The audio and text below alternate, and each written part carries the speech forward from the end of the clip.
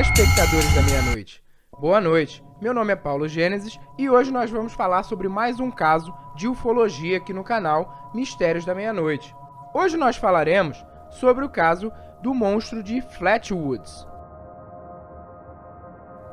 Então, galera, o que vocês estão vendo aí é o condado de Braxton, né, na Virgínia Ocidental, no estado da Virgínia, nos Estados Unidos, né? E é onde aconteceu então o avistamento do monstro de Flatwoods, em 12 de setembro de 1952. Então, galera, tudo aconteceu, né, no condado de Braxton, localizado no estado da Virgínia Ocidental, em 12 de setembro de 1952. O que aconteceu? Dois meninos, na verdade, Edward e Fred May, né, que eram irmãos, um com 13 anos, o outro com 12, eles estavam acompanhados de um colega, né, chamado Tommy Hyer, de 10 anos, e por volta das 7h15 da noite, eles repararam que no céu havia uma grande luz brilhando e muito próxima, como se fosse um meteoro caindo.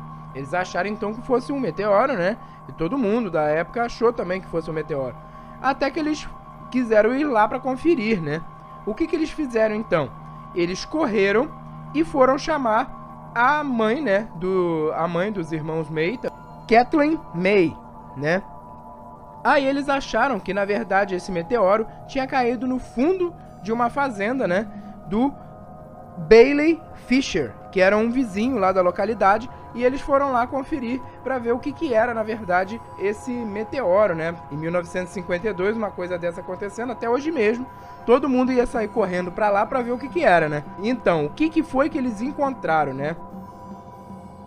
Chegando na casa da mãe, né, a Kathleen May, eles falaram com ela e ela prontamente chamou mais um colega deles lá, o Neil, que se interessou também em ir, que tinha 14 anos, e ela também chamou um guarda, né, nacional lá da Virgínia Ocidental, chamado de Eugene Lemon, tá? Eugene Lemon, Lemon de limão mesmo, e ele tinha só 17 anos, olha só, nos Estados Unidos ele já era guarda nacional assim com 17 anos.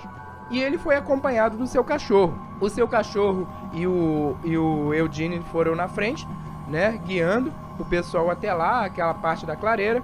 Quando o cachorro então saiu em disparada e do nada voltou com o rabo entre as pernas. Eles foram então na direção que o cachorro estava e até que conseguiram ver várias árvores meio que derrubadas, uma marcação assim de clareira, né, parecendo que tinha caído alguma coisa, e eles viram uma espécie de bola, um círculo, né, como se fosse realmente um meteoro, um negócio assim incandescente, pegando fogo, e um cheiro muito grande de metal quente, né, aquele cheiro quando a gente esquenta um prego e cheira de perto, sabe, aquele cheiro de metal quente. Sentiram esse cheiro, até que eles viram também que do lado dessa grande luz, né, avermelhada, né, quente, tinha duas luzes pequenininhas. Aí é que o Eugene Lemon jogou a sua lanterna para ver o que era, né?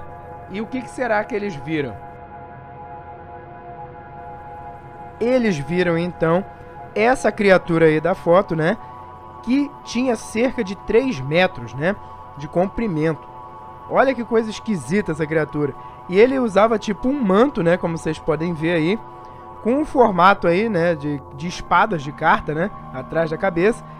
E ele possuía a cabeça de cor avermelhada, né, segundo os jornais lá você vê que é um vermelho, tipo vermelho sangue, mas estava escuro também, né. E os olhos dele também eram bem esbugalhados, né, para fora. Há algumas divergências quanto à coloração desses olhos.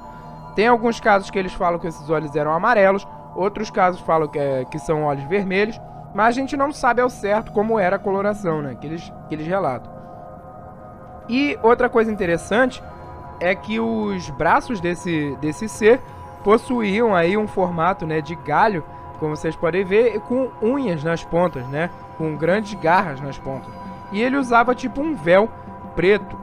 E o corpo desse indivíduo, desse ser, era meio esverdeado. Tá ok? Então, galera, olha só que coisa esquisita, né? E o engraçado é que esse dito extraterrestre aí que eles relatam, né?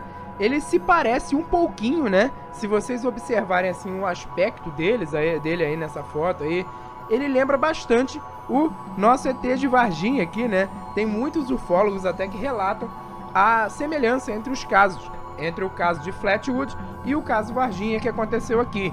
Eu ainda não fiz um vídeo sobre o ET de Varginha aqui no canal, eu vou esperar mais um pouco e depois vou fazer um especial muito legal sobre o caso Varginha com vocês, tá? Que é um caso também bem interessante. Mas esse monstro de Flatwood, então, ele realmente saiu em vários jornais, né?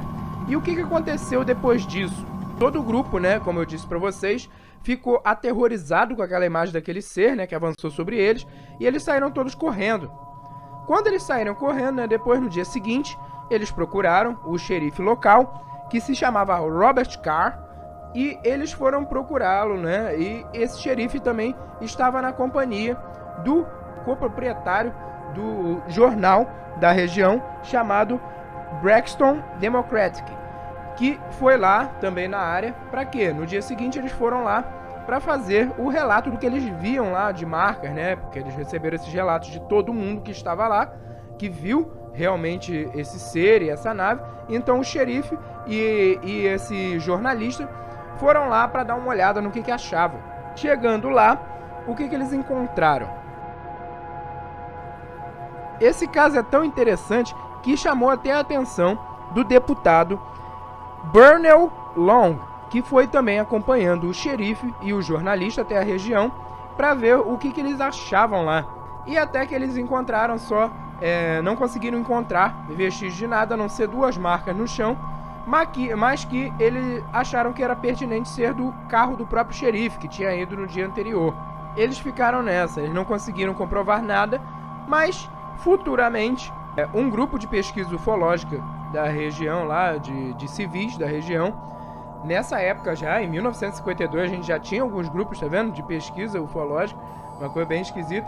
Eles relataram, né, tiveram vários relatos de outros moradores também, que tiveram encontro com essa criatura, né, e também com a nave. Isso são relatos da época aí, né, como vocês puderam ver aí nos jornais, né, da época. Vocês veem ali, por exemplo, essas fotos agora que eu vou mostrar, são as fotos da investigação no dia seguinte. Então, no dia 13 de setembro, né, foi o dia então da visita ao local, no dia seguinte do ocorrido, né, como vocês podem ver aí nessa imagem, o grupo de pesquisadores aí, no caso o xerife, o deputado Burnell Long e também o coproprietário do jornal, né, Brexton Democratic, né, que foram lá dar uma olhada no que aconteceu. O jornalista levou uma câmera até para relatar o que via lá na região, mas como vocês podem ver aí, né, eles ficaram passeando bastante pela região e só conseguiram achar 2 marcas, né, no chão. Depois desse ocorrido, então, né, eles apresentaram alguns sintomas de doenças. Na verdade, eles sentiam muito enjoo, nervosos, preocupados e também com muitos problemas, né, de saúde, que foram parar no hospital e tal. Eles não estavam se sentindo bem, nenhum das pessoas que foram lá na região, até porque eles dizem que presenciaram uma espécie de névoa na região onde caiu, né, esse suposto meteoro, que na verdade eles acham que era um OVNI, a nave, né, do monstro de Flatwood, e acharam que esse gás acabou fazendo com que eles ficassem doentes, tendo enjoo, vômito, que na verdade poderia ser um sintoma de histeria coletiva, onde todo mundo passou por um trauma, um estresse, né, que acarretou nessa questão desses sintomas que eles relataram como doença. Então, galera, possíveis explicações, né? Como que a gente pode explicar esse caso do monstro de Flatwood? O que a gente pode ver? A gente vê que esse monstro realmente ele tem bastante similaridades com o extraterrestre do caso Varginha, né? Mas o que ele poderia ser? Uma explicação mais mundana, né, que foi dada aí por vários jornais até na época, e também é a explicação mais aceita assim pelos céticos atualmente, é de que na verdade esse era um meteorito que caiu, na verdade, né? E eles se enganaram e por histeria coletiva, eles confundiram o tal do monstro de Flatwood com uma coruja posada em cima de um galho, né? Até pelas mãozinhas aí em forma de galho que eles relatam no jornal, dá a entender isso. uma coruja aí, né? A gente tem a coruja meio Taito aí, igual vocês vão ver agora, ó. Então, essa daí é a coruja comum, né? A coruja até conhecida em algumas regiões como coruja de igreja, né? Ela é uma coruja Taito, na verdade, e ela tem essa cara, né, branca aí. E eles podem dizer que foi o bicho que conseguiu ser confundido pelo monstro de Flatwood. Como vocês podem ver até nessa ilustração da época aí, para tentar explicar o ocorrido, né? Mas de qualquer forma, né? Essa explicação da coruja, ela até é um pouco bem aceita hoje em dia, mas é uma explicação que não é muito pertinente, né? Porque se você pensar, um grupo grande de gente vendo isso, uma coruja seria uma coisa que todo mundo veria, né? Então continua, né, o mistério do monstro de Flatwood e fica aí essa imagem, né, desse monstro na nossa cabeça, daí como sempre a gente termina os nossos vídeos, né, só imaginando como que foi realmente que aconteceu esse fato. Galera, no próximo vídeo, então, eu vou tentar trazer para vocês um quadro pintado do monstro de Flatwood.